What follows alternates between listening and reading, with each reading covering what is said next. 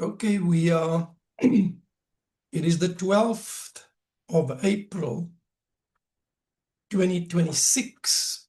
And this morning we want to continue in the vein of last Sunday when we started a message with you on the session, the work of session of Christ.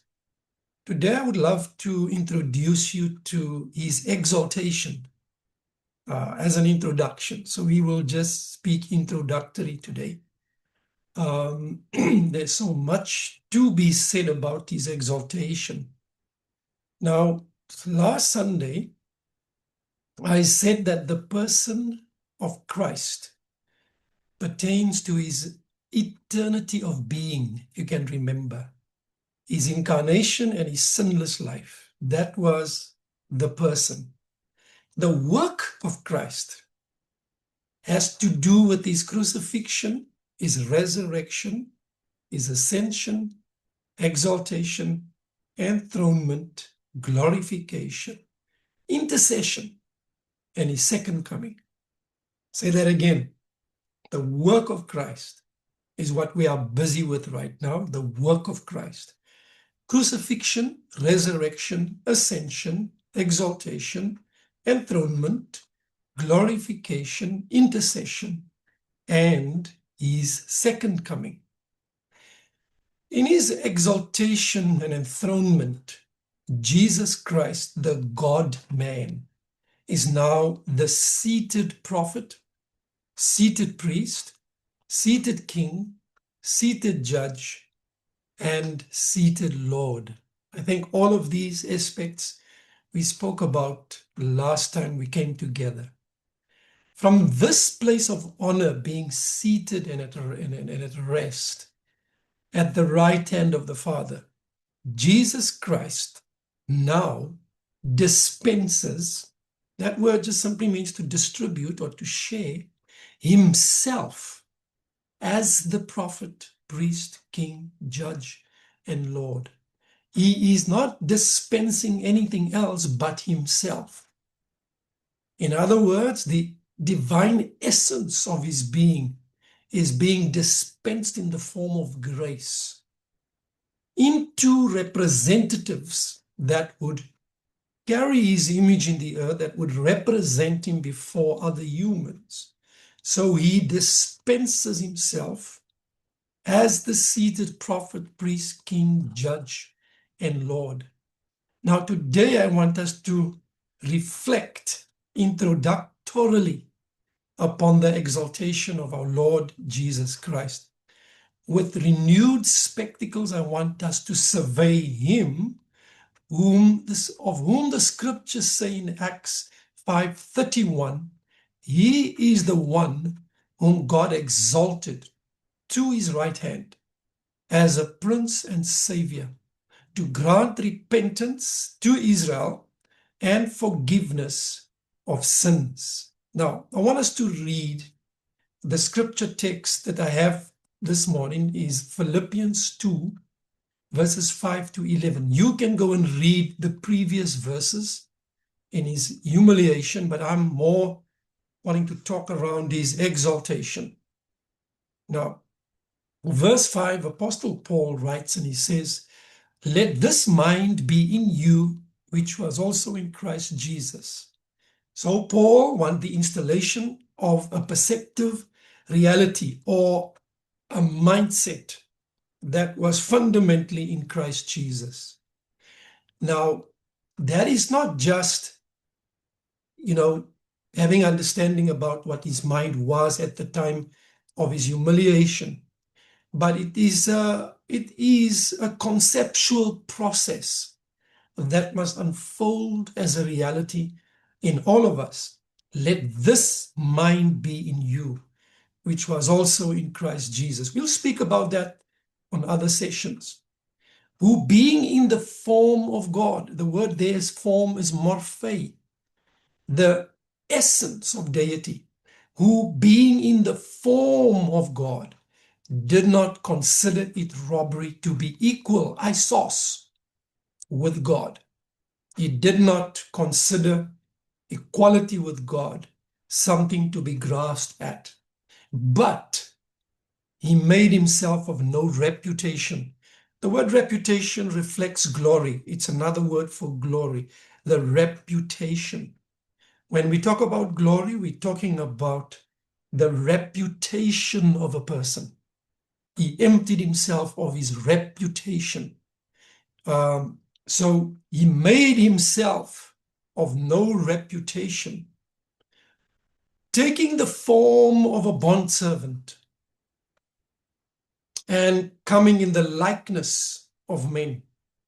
And being found in appearance as a man, he humbled himself and became obedient to the point of death, even the death of the cross. Therefore, in the light of his humiliation and the steps down from being God to becoming man in his incarnation, in the light of that, therefore, God the Father has also highly exalted him and given him the name which is above every name, that at the name of Jesus, he didn't say at the name Jesus, at the name of Jesus, every knee should bow, of those in heaven and those on earth, and of those under the earth, and that every tongue should confess that Jesus Christ is Lord, to the glory of God the Father. Now, the exaltation of Jesus Christ, the God-man, is God the Father's response to his humiliation. How did the Father respond to the Son's humiliation? He exalted him. The exaltation of Christ is a central doctrine in Christian theology that we not often hear about, referring to the glorification and honor bestowed upon the man Jesus Christ following his earthly ministry, his crucifixion and resurrection. This exaltation encompasses his resurrection, ascension, and his reign currently at the right hand of God the Father.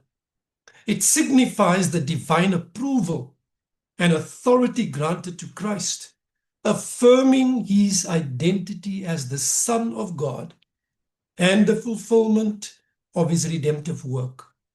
I'm very specific here, and we are talking a little bit theology again, because these are important, loaded statements. The position of being seated at the right hand of God is a metaphorical expression denoting power, authority, and honor. The right hand speaks of power, authority, and honor. In Ephesians 1:20-21, Paul describes this exalted position.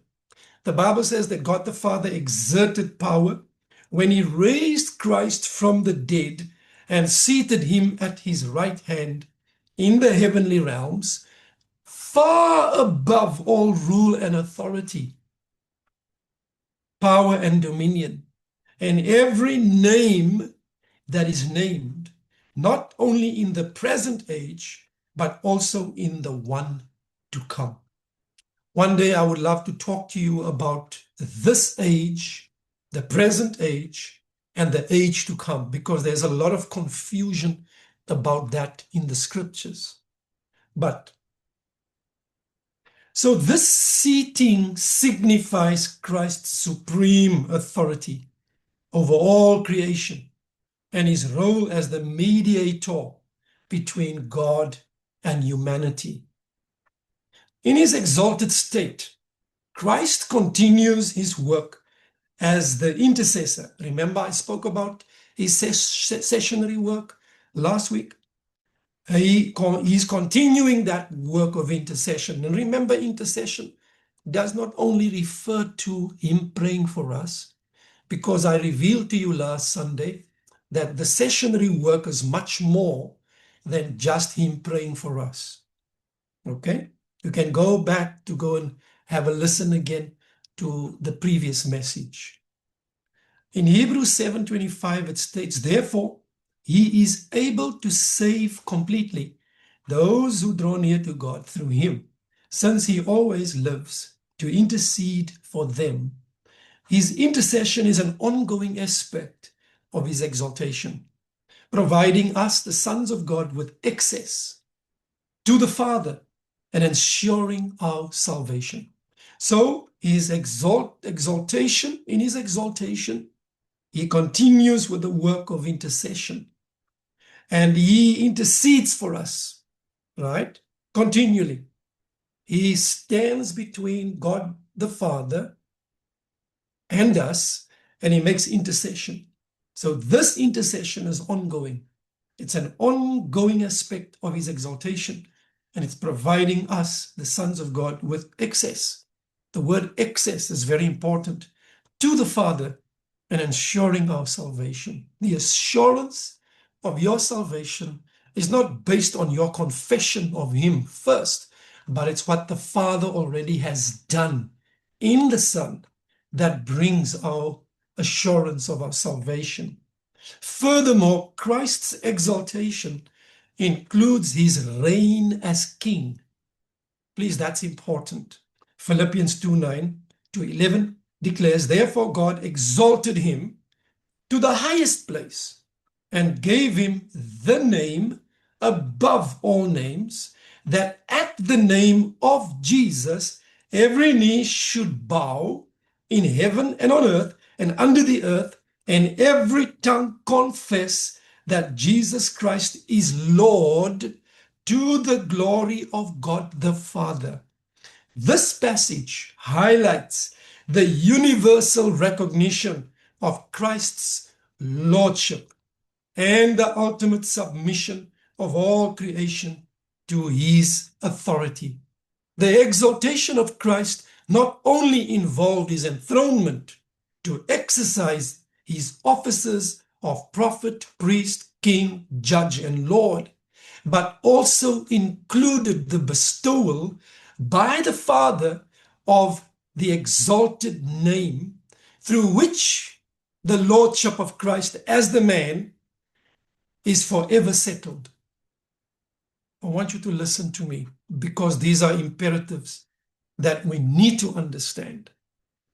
As to his deity, him being God, Jesus Christ was always Lord. You can go read it in Luke 2:11 for yourself, 1 Corinthians 15:47.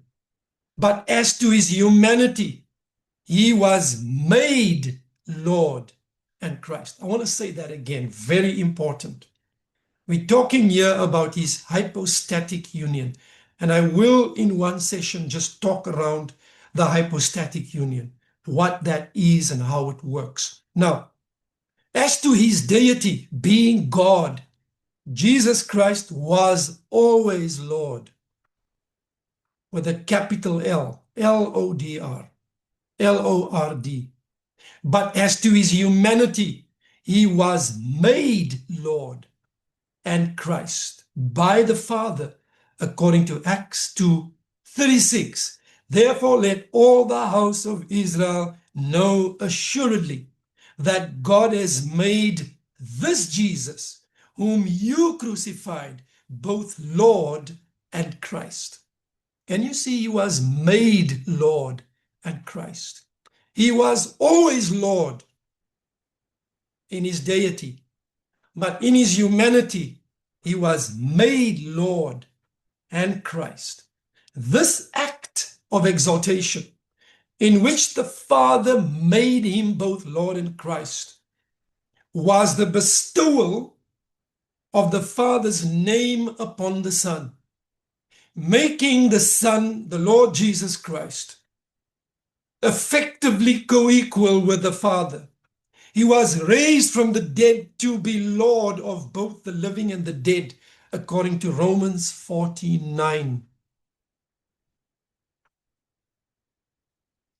Confession of the Lordship of Jesus is necessary for salvation, as stated in Romans 10, verses 9 and 10. that if you confess with your mouth Jesus as Lord and believe in your heart that God raised him from the dead, you will be saved.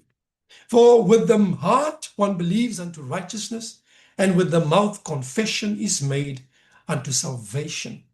The word confession there carries the same legal, judicial idea of a man and a woman getting into marriage before the altar with witnesses. The day when you got married, you exchanged vows to one another. You bound yourselves to one another judicially, legally, by the word of your mouth until death parts us. That was a judicial statement. It was a legal statement that came out of your mouth. It was a confession made before God and before people that I will remain faithful to my spouse until the day of our death. In a similar way, for us to come into salvation, you cannot make Jesus your Lord. That's wrong statement. Nobody can make Jesus their Lord and their Savior. God the Father made him Lord. What must we do? We must confess him as Lord. In other words, we must legally, judicially bind ourselves by our word of our mouth to him forever, just like in the marital vow. You vow, you confess, you make a legal statement, a judicial statement with your mouth that I vow today that he is my Lord. You do it with your mouth.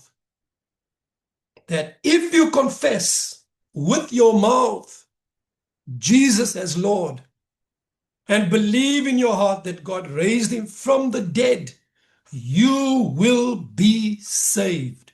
You don't make him your Lord. The Father made him Lord according to Acts 2:36. All that you and I can do is to confess what the Father has already done through our mouths, and so legally commit and legally bind ourselves to his Lordship forever. Have you got that? I want to get these things right. We need to get these things right. We got to get back to authentic Christianity. We got to go back to the original. This is Apostolicity 101. We're going back to the original statements in the scripture. There's so many things that are happening currently. People just call people to the front and say, this is a prayer line. Say this little prayer and you will be saved. Not so easy. This legal confession with your mouth is a judicial statement based on your own integrity. That I'm binding myself today by my legal confession of his Lordship forever. And him not being just my Savior, but my Lord. So what are you confessing? You confess his Lordship to get into salvation. What is Lordship? Not his Saviorhood, but him being master, owner, possessor. The one that bought you, you submit your life to forever and ever and ever.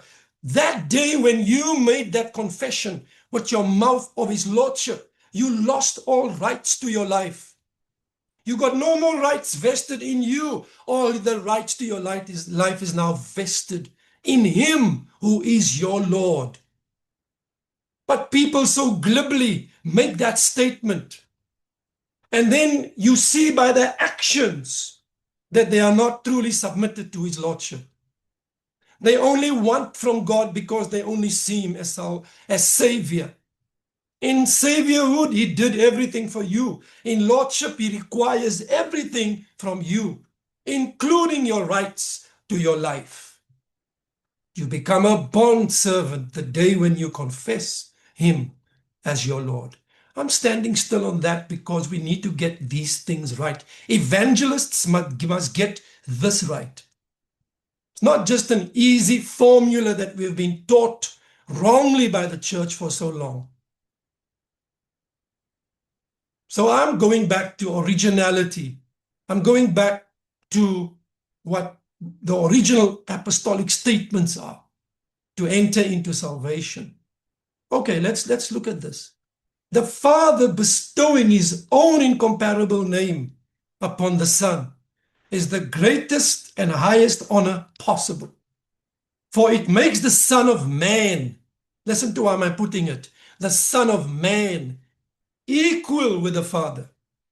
Psalm 110 verses 1 to 5. The Lord, capital L-O-R-D, the Father, said to my Lord, capital L-O-R-D, the Son, sit thou on my right hand.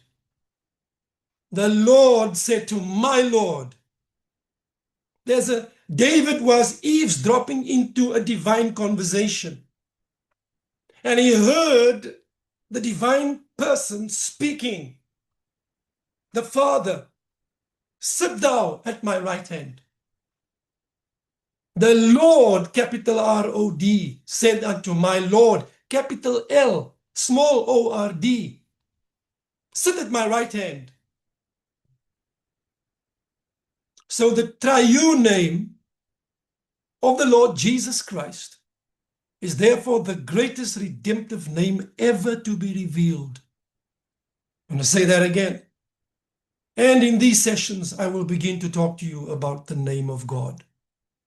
The very thing that I was criticized about and persecuted about many years ago. But now the Lord said to me, Sean, take it out again and begin to talk about it again. The triune name, Lord Jesus Christ, the greatest redemptive name ever to be revealed to mankind. For it makes the Son co-equal with the Father. That's the Godhead's name bodily. When he walked the earth, the name bestowed was Lord. And I can't go into all of that here right now, but we need to understand these things. The next time we will delve into 4 fundamental issues regarding Jesus Christ's exaltation. I will just mention these 4 things this morning out of our scripture text that we had in Philippians 2, 5 to 11. I want to touch on 4 things there, but today I'm mentioning them. And then next time we come together, I will enlarge upon these 4 principal issues out of Philippians 2, 5 to 11. Number 1, we want to talk about the source of Christ's exaltation. In other words, who exalted him? God the Father. It states in Philippians 2:9, therefore God also has highly exalted him. Who exalted him? God the Father exalted him. No man can exalt him. We can only step into the exaltation of the Father and confess that as worship. Because the Father has exalted the Son already. Our worship doesn't exalt him. Our worship is an explanation or an exclamation of what the Father has already done on behalf of the Son. The Son has been exalted already to the highest place. Our worship doesn't put him onto the highest place. Our worship is just a confession based on what the Father has already done. We come and confess it through singing his Lordship. You know that song, He is Lord, Jesus is Lord. That's a powerful song. But we need to get these things right. I want you to listen to me carefully to what I'm saying here this morning. So, the source of his exaltation is God the Father. God exalted him, highly exalted him, and given him the name which is above every other name. Then the title of his exaltation is Lord.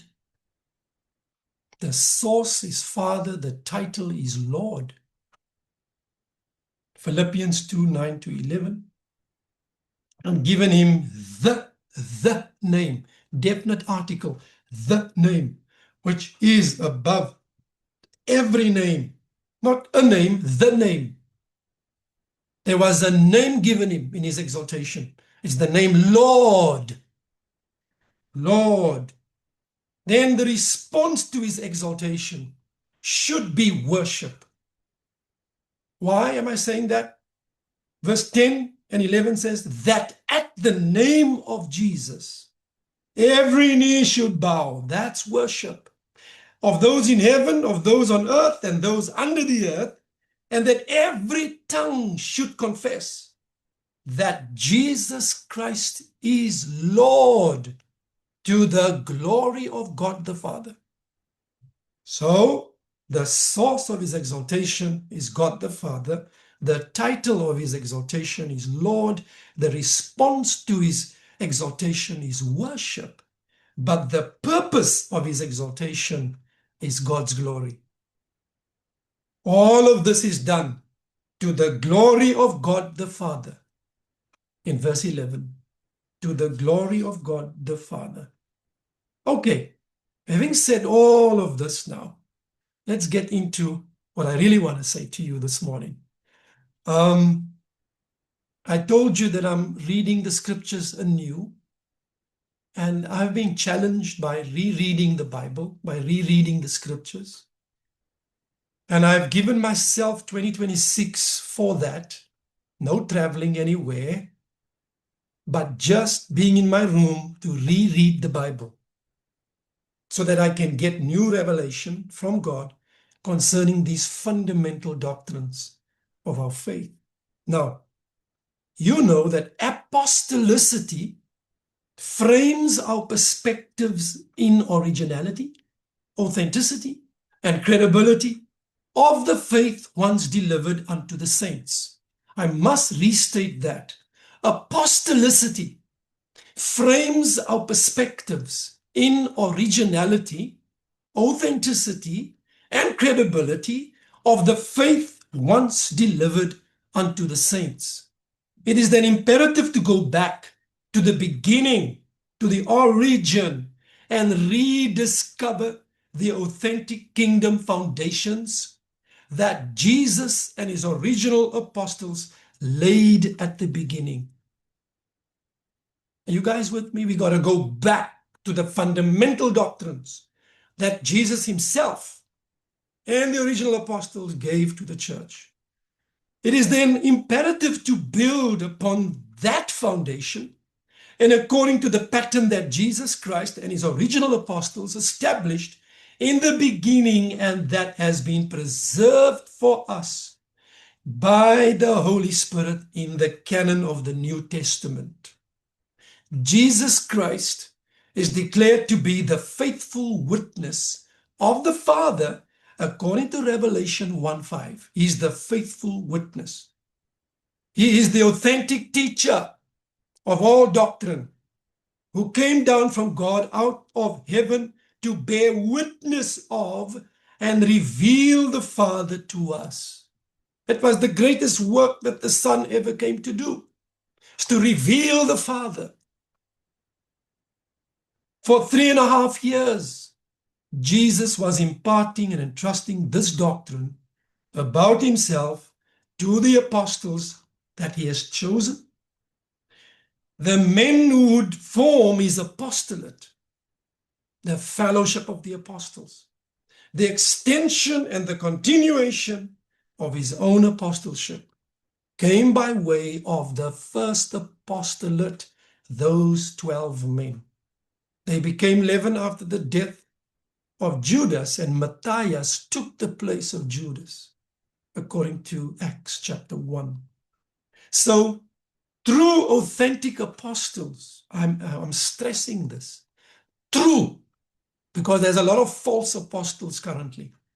True, authentic apostles are faithful stewards of the revelation of the mysteries of Christ, his messianic kingdom, and his one holy apostolic church. And true apostolic ministry is really the stewardship of the grace of God in Christ to his church. Why am I saying there's a lot of false apostles? Because if an apostolic source cannot demystify, decode Christ to you from the scriptures, Jesus exegeted himself unto the two disciples on the road to Emmaus. He made himself known. He exegeted himself. He took himself out from the law and the prophets and the Psalms. He never appealed to his wounds and never showed his wounds to the two disciples on the way to Emmaus. He could have easily said, "It's me, look at my wounds. Look at my hands, look at my feet," but he did not. He drew upon the canon of Scripture. I sense him here. He went right back into the Old Covenant and the Old Testament, the Tanakh, as they call it in Hebrew. Went back in there into the law, the Psalms, and the prophets, and he extracted out from these books himself. He made himself known not by the evidence that was a reality in his hands and in his feet, but the empirical evidence as the scriptures relate him to us. That is what we call the post-resurrection method of teaching the Bible. You don't go on external evidence that fluctuates, but you go on the empirical evidence that comes from the canon of Scripture only, and you extract him from the pages of the book to make him real in our experience. That is true. Apostles can do that. If you can't, you surely are fake. You got to release him from the text of Scripture, make him known, make him plain, that people can see him and understand him, and incorporate his life into your life. That is being a true steward of the mysteries of Christ. Okay. I'm saying a lot of stuff here, and I'm killing a lot of false things as well, simultaneously, because there's so much of falsity in the body of Christ. False prophets, false apostles, false evangelists, false pastors, false teachers. The only way to displace what is false is to bring forth the truth. And that's the way that you refute error, is by bringing from the scriptures what is true. And my heart, my delight currently is to go back to originality. I'm not interested in what men would say first. Yes, I'm like a true Berean. I will hear you. I will listen to you, but that's not the last for me. I will go back in the scriptures to go and see what you have taught is true. And that's what all of you must do on this platform. The Bereans were of more noble character than the Thessalonians because they would receive the words of the apostles with sincere hearts, but they would daily search the scriptures to see what the apostles taught were true. The word true is hotos. That word means, is it in alignment with the originality of the text that came via the person of the Holy Spirit through men that he brought the revelation through inspiration to. We can't fake this, because the Holy Spirit is the one that wrote the scriptures through the hands of men. And he is the one that can unfold the scriptures for us in reality. When we commit our lives to him as the teacher, Jesus was the teacher on earth. When he ascended into heaven, he gave the Holy Spirit, poured the Holy Spirit out, having received from the Father the gift, the promise of the Holy Spirit. And he gave the Holy Spirit to become the teacher in his absence. Before we go to men as sources, we got to go to the Holy Spirit and the text of Scripture as sources. first. Okay. So Jesus Christ alone is the source of authentic apostolic teaching, which is the doctrine of Christ. Okay? He's called the faithful witness of the Father, the apostle like unto Moses, the apostle and high priest of the new covenant, the messenger of the covenant. Therefore, Jesus Christ alone is the true source of authentic apostolic Christianity, not men. Jesus Christ alone is the true source of authentic apostolic Christianity. We gotta go study Jesus all over again and understand what he meant by certain terms and not how men try to interpret it for us, unless it is done through authenticity that comes via their yieldedness to the Holy Spirit in reality. For 3.5 years, Jesus was imparting and entrusting this doctrine about himself to those authentic apostles that he handpicked, men who would form his apostolate, who would become the extension and the continuation of his apostleship. So true authentic apostles are faithful stewards of the revelation of the mysteries of Christ. The Messianic kingdom and his one and only Holy Apostolic Church and true apostolic ministry is really the stewardship of the grace of God in Christ to the church. Jesus entrusted his authentic doctrine to Apostle Peter first on the day of Pentecost, and the other apostles of the Lamb, and to Apostle Paul and other ascension gift apostles that he called.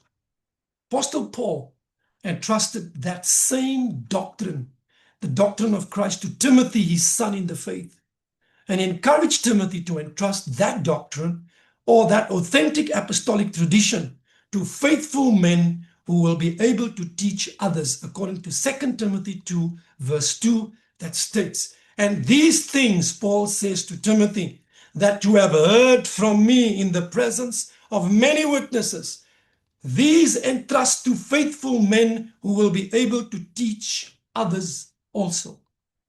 I want you to see the generational transference of the doctrine.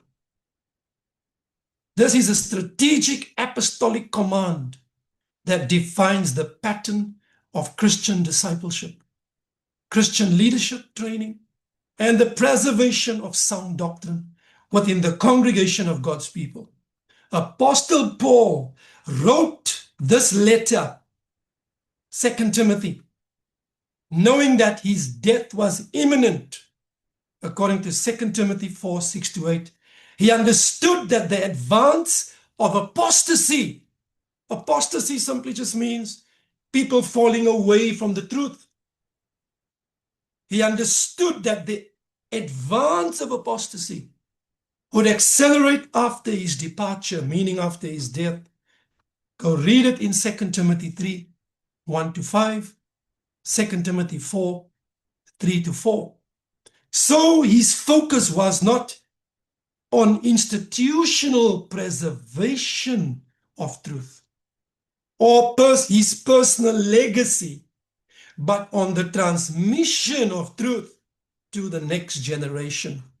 Paul was more committed not to himself being elevated as an apostle or to bring the truth to be held institutionally, but he wanted the truth to be transmitted to the next generation. Timothy was to be a reliable steward, ensuring that what had been revealed and taught by Apostle Paul through inspiration would be carefully entrusted to the next generation of faithful men and women who in turn would teach others also. Look at the fourfold chain and pattern of command. It was first Paul who received the revelation from Christ, He gave it to Timothy, his son, that entrusted it to faithful men who also taught it to others. This illustrates a divine order and continuity in the doctrine or the teaching of the word. It reflects the apostolic model of doctrinal preservation through faithful transmission, not through innovation. You see, we can have modern ways of innovation, the digital age, but I'm telling you, revelation cannot be digitally received. It must be transmitted from the Father to a Son. There must be a human component in the link of revelation diffusion. It must come by way of the Holy Spirit from the Son, via the Father to the Son, through the Spirit to a Son in the earth, that then transmits it to others. Digital platforms can assist us in the diffusion of the doctrine, but it can never, ever replace the receiving of doctrine. That's why you must be careful not to receive information just willy-nilly from digital platforms. AI will lie to you because AI extracts all the information from different platforms that it can get to and mingle it up and give it as doctrine to you. The way the doctrine comes is by way of intimacy and relationship that AI can't give you. I'm not saying AI is wrong. You can learn from AI, but don't make it your primary source. The primary source is still the Holy Spirit based on the scriptures. Are you guys with me? Okay. These are vital things. For the time frame into which we are maneuvering now, there's going to be a lot of deception. Okay? So we need to be connected to authentic people. Authenticity is a powerful thing. Authentic people is what we must be committed to, related to, connected to. People that you know over long periods of time have been faithfully committed to Christ. Not some novice coming up in the earth now, because apostles are now coming up out behind every bush. There's a lot of apostles currently in my city. They receive doctrines by purchasing it for 8,000 rand. How dare you do that? You false. Show me the process of formation over many years. Show me your beatings. Show me the resistance of the enemy. Show me how you war against things that came against you and resist you and caused you and called you heretic. But all through it you stood, because you know that your calling has been authenticated by the one who called you before birth, from your mother's womb. Now people don't like me because I'm talking the truth. I just don't care what people think of Sean. Let's get back into the word, brother. Let's get back into the scriptures to get the reality of what we're talking about. Not some experience you had. Some people say, oh, I had this experience, I went to heaven. I don't want to build doctrine on your experiences. You must build doctrine on scripture that is being revealed by the Holy Spirit to you. Amen? Okay, I know that time is running away here for me and with me. I've got a few more minutes to be with you. But let's just go further here. I've not yet gone into the message yet, right? We're talking around the message. But it's important that we first lay these foundations.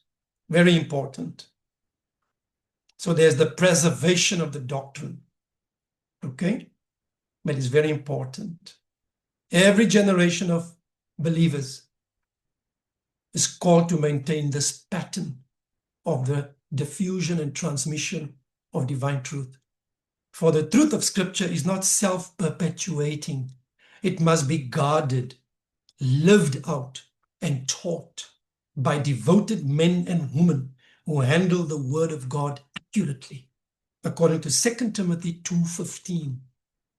To show yourself approved unto God, a workman that don't need to be ashamed, rightly dividing the word of truth.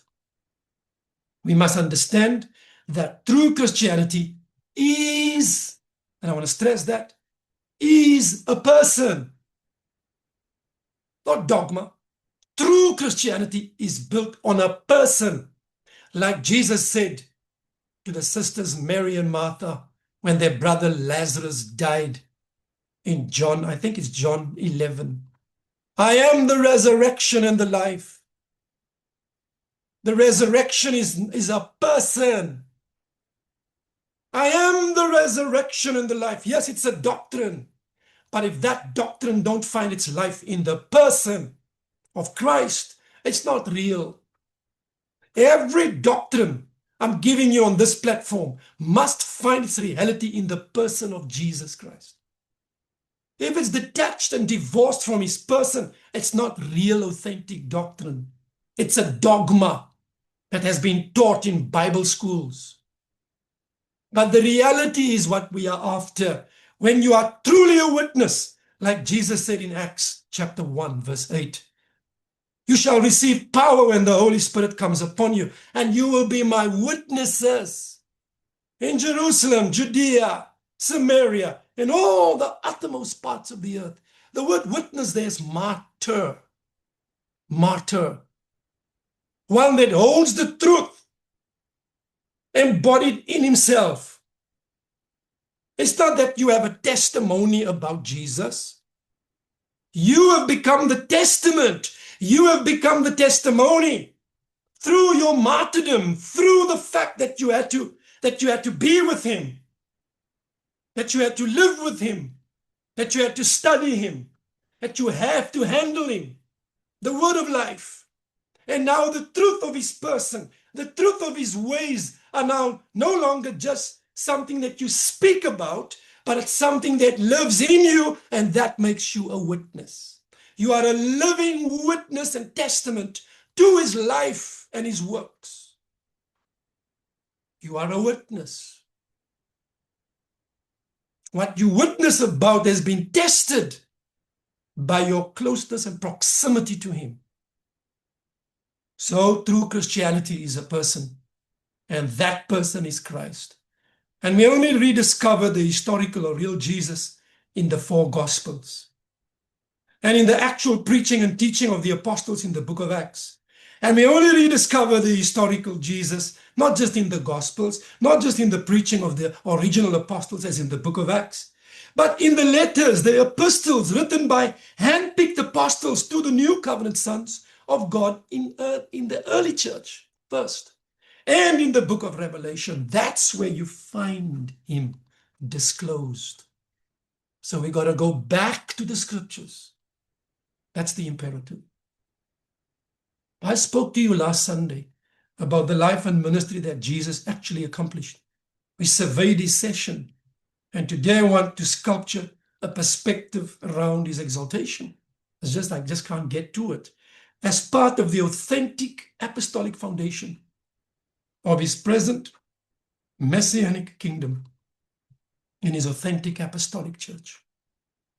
The ascension into heaven and the enthronement of Jesus of Nazareth on the throne of David at the right hand of God in heaven was the central theme of the apostles' message in the book of Acts, throughout the epistles and the book of Revelation. The what? The ascension and enthronement. Ascension and enthronement. The apostle Peter preached Christ's ascension and enthronement in Acts 2:33-36. Just listen to this before I end. Therefore, being exalted to the right hand of God, And having received from the Father the promise of the Holy Spirit, he poured out this which you now see and hear. Now look at what he says further. For David did not ascend into the heavens, but he says himself, the Lord said to my Lord. Now Peter is quoting from Psalm 110. The Lord said to my Lord, sit at my right hand till I make your enemies your footstool. Therefore, in the light of his lordship, let all the house of Israel know assuredly that God has made this Jesus, whom you crucified, both Lord and Christ. The Apostle Paul proclaims and confirms Christ's ascension and enthronement when he states in Ephesians 1:17 and also 20-21 that the God of the Lord Jesus Christ, the Father of glory, may give to you the spirit of wisdom and revelation in the knowledge of him, and to know what is the exceeding greatness of his power toward us, who believe, according to the working of his mighty power, which he worked in Christ when he raised him from the dead and seated him at the right hand in heavenly places, far above all principality and power and might and dominion and every name that is named, not only in this age, but also in the age to come. Wow. His exaltation set him far above principalities and powers and every dominion and might. And every name that is named, his name is higher. Not only in this age, Paul says, but in the age to come. I know this is doctrinal statements that I'm making, and I've got to do it correctly because people can hold me accountable to what I say. So we got to quote the scriptures. So according to the prophet Daniel and Apostle Peter and Apostle Paul and all the original apostles, Jesus Christ fulfilled the great promise that God had made to King David in 2 Samuel 7:11-12. God made a promise to David that there will always be someone sitting on his throne. He will always have a son sitting on his throne. He spoke, you see, there's dualistic speech here. First, the historical, it was his son Solomon. But prophetically, it pointed to Jesus Christ, the greatest son of David. You can go read Romans chapter 1. And I haven't got time to go in all of that right now, but I want to just say this to you. So God made this promise that God made to King David to seat David's greatest son, the Son of God, on David's throne when he ascended into heaven and sat down on the right hand of his heavenly Father in glory. You see, there was a divine exchange that took place. Now the throne was no longer in natural Israel, in some throne in Mount Zion on the earth, but the throne was now transferred. It was now a transition from the earth into the heavens. So the throne is no longer on earth and never will ever be on earth, but it is in heaven. First upon our hearts, but I can't go there, right? I want you to listen to me. We must also remember that Jesus not only sat down on the throne of David at the right hand of God as king, that's ruler of the kings of the earth, but also as the great high priest after the order of Melchizedek, that's the king priest order, and the mediator of the new covenant of mercy and grace, according to Psalm 110. Because of these great truths, the authentic Christian life is the ascended life in Christ. It is life in the Holy Spirit. We have been raised up together with Christ and seated with him together in the heavenly realms as a kingdom of priests, a royal priesthood, according to Ephesians 2:4-6, Hebrews 5:5-6, 1 Peter 2 and verse 9. Now he's exalted and seated upon the throne of his father David after the flesh. Let me explain that. Revelation 22 verse 16, Jesus himself said, I am the root and the offspring of David. Who said those words? Not Sean, Jesus. He said in Revelation 22, 16, I am the root and the offspring of David, the bright and morning star. Jesus is the ruler, the one who sets standards for appropriate behavior, that's ruler, and judge of all the kings, the governments of the earth, Revelation 1:5. As root of David, he is David's origin, and as offspring, he is David's son in the flesh. Jesus himself here in Revelation 22:16 is emphasizing his hypostatic union, his divine and human natures in one being fully God yet fully man. That's the hypostatic union. Fully God, fully man. He's the root of David, but also the offspring of David. This statement, I am the root and the offspring of David, signifies Jesus's origin as the source of David's lineage and his rightful claim to the throne of Israel, fulfilling all the Old Testament prophecies of kingship. And as I end, furthermore, this statement, I'm the root and the offspring of David, encapsulates the mystery of the incarnation, Jesus as both God and man. 1 Timothy 2:5 says, for there is only one God and one mediator between God and man, the man Christ Jesus. Our mediator is a man, Christ Jesus. He was made both Lord and Christ, always being Lord in his deity, but because of his incarnation, because of his humiliation, and because of his exaltation, he was made both Lord and Christ. I hope you guys are following what I'm saying. I'm going to end here now because of time. The term root, I just want to get through this section here. The term root indicates his eternal nature, while offspring emphasizes his human lineage. Root is eternal nature. Offspring is human lineage, underscoring the dual identity of Jesus as both the source and descendant of David. He was both the source of David and the lineage of David, but he was also the descendant of David in the flesh. We must remember that as members of his body, his church, we are a kingdom of priests who have been quickened and raised up together with Christ and seated with him in heavenly places.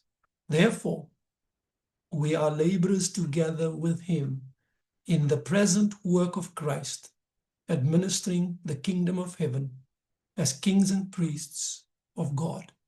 According to Revelation 1:6, to him who loved us and washed us from our sins in his own blood, and has made us kings and priests to our God and Father. To him be glory and dominion forever and ever. Amen. And then lastly, Revelation 5:9, and he has made us kings and priests to our God, and we shall reign on earth. His reign is in heaven, our reign is on earth. We are of the same order as Melchizedek. We are a king-priest company. He rules as Jesus Christ, the head of the body of Christ in heaven, and we, the many members, the sons of God, ruling on the earth as king-priests on his behalf. His current administration is not without us. He administrates from the heavens. He dispenses of himself into us, and that's the means by which we govern and rule. You cannot govern and rule without his dispensing of himself to us. And that dispensing comes and is imparted to us through biblical teaching of the fivefold ministries that builds the body up until the entire church comes to the fullness of the measure of the stature of Christ in the earth. God bless you. Thank you for listening to me again this morning. We'll pick this up next Sunday again as we go deeper into the exaltation of Christ. God bless you and amen.